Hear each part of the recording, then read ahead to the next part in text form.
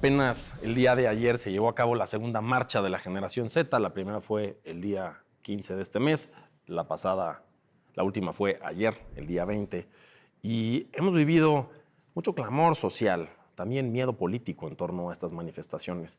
Manifestaciones necesarias en este y cualquier otro país donde hay miedo en la población, donde hay muchos temas que ajustar, donde hay que levantar la voz. Quiero dar la bienvenida al periodista Alejandro Envila Fischer, quien nos comentará de este tema. Bienvenido, Alejandro.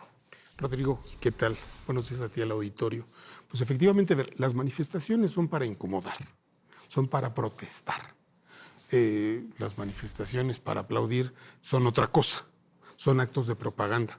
Y lo que hemos visto y hemos vivido, y tendríamos que estar acostumbrados como país a ello, es a la protesta.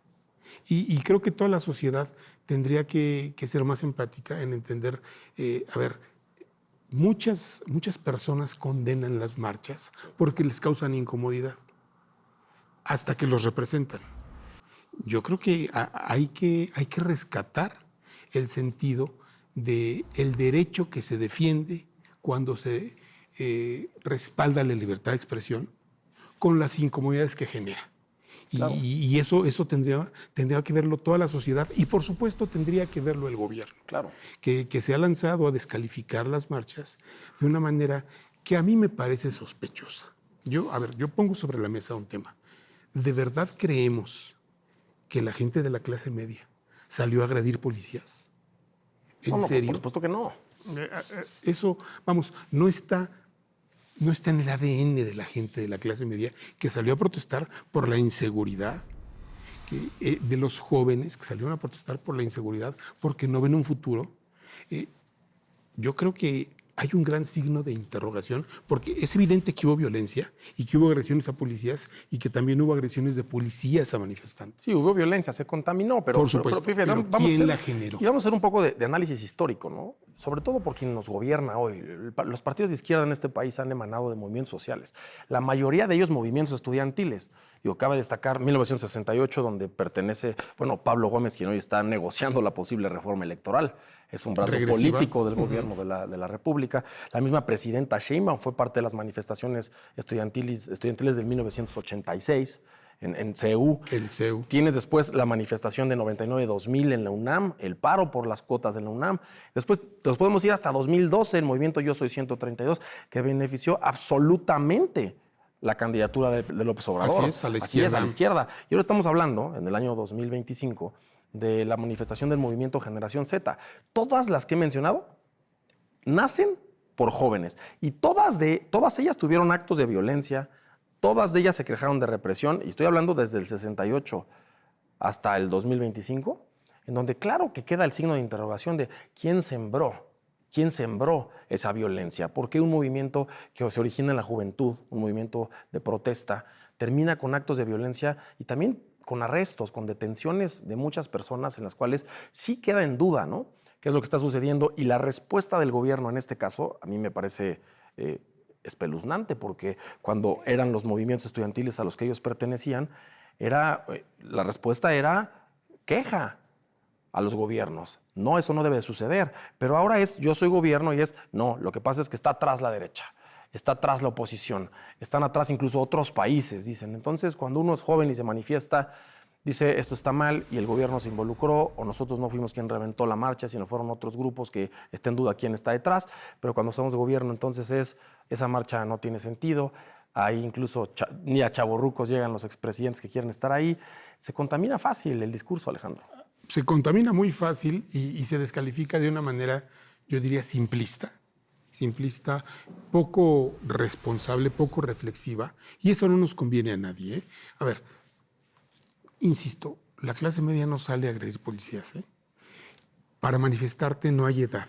Si convoca a un joven o un grupo de jóvenes y asisten chavorrucos, claro, eso no los descalifica. Claro. Son ciudadanos, son ciudadanas. Digo, es patético haber escuchado a Pedro Miguel, leído a Pedro Miguel, descalificando a la abuelita de Manso, a la abuela de Manso, porque salió a manifestarse en silla de ruedas. Mataron a su nieto. Claro.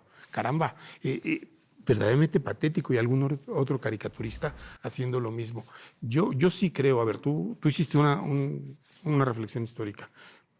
Todos los movimientos estudiantiles se han manifestado en la calle y en todos ha habido algún nivel de violencia. Antes eran las pintas, hoy vimos cosas más graves, pero yo insisto, lo que hoy vimos tiene que ver con un grupo y es una reflexión que creo importante hacer y que pocos están haciendo. Hay un grupo que se llama, o se le ha denominado el Bloque Negro, Sí. que es quien contaminó. Esa no era la marcha. Esos son infiltrados que iban a reventar la marcha, Claro. a descalificar la marcha. ¿Quién le paga al Bloque Negro? Y voy a hacer una pausa ahí porque vale la pena saber qué son los bloques negros, ¿no? Nacen en la década de los 80 en Europa, con jóvenes vestidos de negro, por eso les dice el bloque negro, identificados con dos ideales, anticapitalistas y anarquistas. Antes se les decía los anarquistas o los anarcos en México, ahora es el México. bloque negro. Muchos de ellos, grupos de choque identificados con las tribus más duras de la izquierda en la Ciudad de México, hay que decirlo, ¿eh? Entonces, ¿quién es el responsable de salir a decir, este es el bloque negro, quién está detrás, quién lo financia? Porque así como salieron en la marcha de la Generación Z, salieron en las marchas feministas en esta ciudad. Salieron en las marchas incluso de la misma oposición, en las marchas de Andrés Manuel. La marcha en del los 2 de años octubre 2000, pasada. claro. El 2 de octubre ya es clásico ver al bloque negro salir, no ser pintas, hacer destrozos. Cuando la gentrificación fue un tema y generó una marcha hace un par de meses en la Ciudad de México, atacaron el Centro Cultural Universitario y eran el Bloque Negro. No era la gente que se estaba manifestando por el tema de la gentrificación, contra la gentrificación. A ver, se han vinculado a cualquier cosa. Yo, a ver, tengo que decirlo con dos letras, con el ánimo de desacreditar las protestas. Claro. Sí es peligroso que tengamos hoy a 18, 16, 15 jóvenes detenidos, ninguno del bloque negro, que estén a punto de ser imputados, si no es que ya lo fueron en estos días, y que no sepamos quiénes son los del bloque negro, Claro. quién les paga, quién los financia. A ver, como profesor me tocó sufrirlos en la UNAM, en la Facultad de Derecho. Y te puedo decir, y yo fui muy criticado cuando dije, a las 5:30 de la mañana tratando de tomar una facultad con un nivel de agresividad inusitado, yo, y lo voy a decir con todas las letras, me hago cargo de lo que digo, yo le dije al director, venían drogados, porque a esa hora no se puede estar con ese nivel de agresividad. Hombres, mujeres, siempre encapuchados, no eran estudiantes. Y bueno, atacaron la UNAM, tampoco pueden decir que son de la UNAM porque han atacado la UNAM recurrentemente. Claro. Atacaron librerías, atacaron el recinto de Tlatelolco, donde está el Tribunal Universitario. Y hay que decirlo, ¿no? Se tienen prácticamente un centro operativo dentro de la Universidad Nacional Autónoma de México. El Auditorio Justo Sierra, que ahora se le conoce como el Che Guevara, tiene tomado, ¿cuántos? ¿25 años? Sí. ¿25 años ya ha tomado? Desde 1999. El rector Lomelí dijo que él iba a hacerse cargo de eso. No ha sucedido, él sabrá por qué. Pero dentro de la UNAM hay zonas donde la propia seguridad de la UNAM no puede tener acceso. Entonces, ¿cómo no nos va a sorprender? Y tú que estás dentro de la universidad y vives a la comunidad estudiantil todos los días, vale la pena destacar algo. La generación Z son aquellos jóvenes que nacieron entre 1996 y el año 2010. Estás hablando ya postuniversitario, estás hablando de gente que tiene pues ya más edad, ¿no? Que está tratando de hacerse la vida. Que está tratando de hacerse la vida, que está trabajando, que está teniendo problemas para tener acceso a la vivienda, para tener un trabajo digno. Para está enfrentando a lo que es un crédito hipotecario. Para sentir representación política. Esta generación, por cierto, votó mayoritariamente, son cerca de 21 millones, por Claudia Sheinbaum en las elecciones del 2024. O sea, estaban a favor del mensaje de Morena, del mensaje del segundo piso de la Cuarta Transformación, como ellos lo denominan, y hoy está saliendo a las calles, pero está jalando también hacia arriba, como tú dices, pueden venir personas mayores, pero también hacia abajo, porque la comunidad estudiantil en México, hoy, la mayor parte no es generación Z, ya es una postgeneración. Entonces, ¿por qué no decirlo de la misma manera? O sea, si sí se vale que un joven salga a la calle a expresarse, también puede jalar a los más jóvenes, ¿no?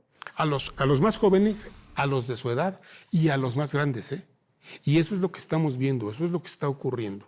Y yo creo que como sociedad tenemos que aprender a vivir con estas manifestaciones. A ver, hace 30 años el CEU, hace 40 años el CEU, decía eso. A ver, este es el México del CEU, de los obreros en la calle.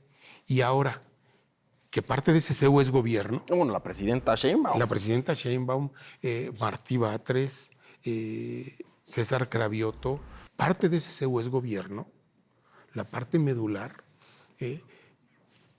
Nos sorprende que los jóvenes salgan y se manifiesten. Insisto, hay que distinguir entre manifestantes y reventadores. Creo que es una reflexión fundamental. Pero los jóvenes no van a dejar de manifestarse y la sociedad no va a dejar de manifestarse. La presidenta, y lo dice bien, todos los días repite, este es un país libre y democrático. Claro. Manifestarse es parte de esa responsabilidad y de esa libertad y de esos derechos que nos da la democracia. Y a ver, pongamos las cosas de manera justa, ¿no? Muchos de los grandes movimientos, tanto juveniles, estudiantiles como políticos en este país, encuentran atrás algún tipo de financiamiento. Yo voy a recordar uno. En el año 2006, el candidato perdedor de las elecciones presidenciales, Andrés Manuel López Obrador, tomó el paseo de la Reforma medio año. Los costos que implicó mantener ese plantón ahí son increíbles. Estás hablando de cientos, si no de miles de millones de pesos. No solamente en mantenerlo para que estén ahí, que hoy sabemos que se mantuvieron porque le pidieron un moche del 10% a todos los servidores públicos de la Ciudad de México para que pudieran mantener ese plantón. Pero también las grandes pérdidas económicas. El Paseo de la Reforma en esta Ciudad de México es la columna vertebral económica, donde está el turismo, donde está el hospedaje, donde están los restaurantes, donde está la vida nocturna. El costo fue altísimo.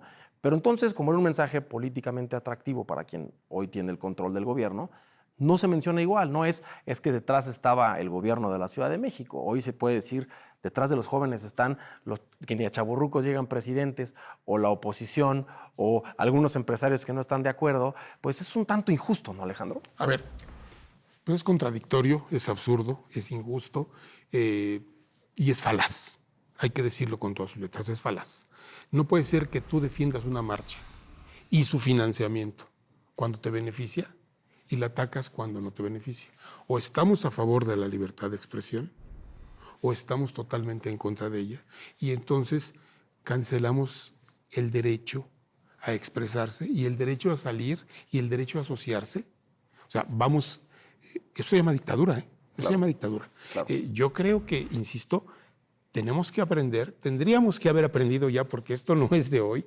Tenemos 40 años en este México, insisto, del CEU, los obreros en la calle, los estudiantes, después fue el CGH, yo soy 132, la CENTE, el CENTE y todos los sindicatos que salen y se manifiestan cuando así lo consideran conveniente. Este es el México que vivimos. A ver, tendremos que separar, insisto, entre manifestantes y reventadores profesionales. ¿Pero de quién es responsabilidad eso, Alejandro? Porque, a ver, quien tiene un aparato de inteligencia es el Estado. Claro. El gobierno nos tiene que decir quiénes son los reventadores profesionales. Eso no lo puede decir la sociedad. Eso no lo puede, no tienen por qué descubrirlo los medios de comunicación. Ni los organizadores de una marcha. No, claro, por supuesto que no. Pero vamos, esa es la gran pregunta, ¿no?